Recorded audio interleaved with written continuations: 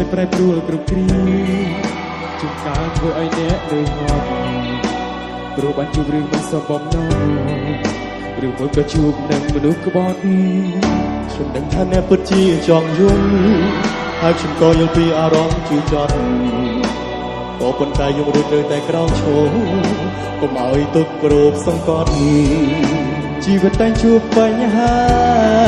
ការពិតខ្លះមិនមែនការប្រាថ្នាតែកុំឈប់ត្រឹមប៉ុណ្្នឹងណាដំណើរជីវិតនៅសល់វែងឆ្ងាយរស់ថ្ងៃនេះឲ្យល្អបំផុតក៏មិនមានវិបដិសារីបើដួលហើយអ្នកត្រូវតែក្រោកឈរក្លាហានឈានជើងដល់ជាថ្មីត្រូវរស់នៅជាមួយការពិត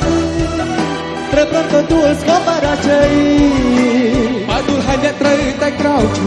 រជំហានអ្នកមានតែក្រោកឈរក្រោកឈរក្រោកឈរអ្នកនៅតែក្រោកឈរក្រោកឈរក្រោកឈរអ្នកនៅតែក្រោកឈរក្រោកឈរអ្នកនៅតែក្រោកឈរក្រោកឈរ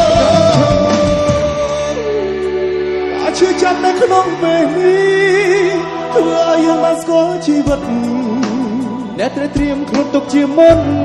ថាអាចនឹងជួបរឿងមិនធ្លាប់គិតស្បត់ថាមិនឲ្យខំម្ដងទីតែទូយ៉ាងណាក៏ខ្មាំងនឹងរឿងអតីតបើកបេះដូងឲ្យទូលាយហើយត្រូវរស់នៅជាល្អជាងនេះ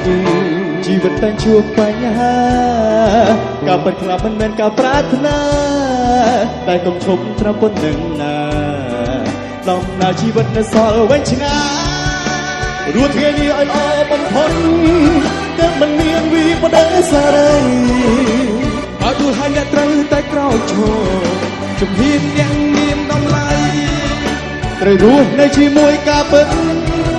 ត្រូវប្រំទទួលស្គមបរាជ័យ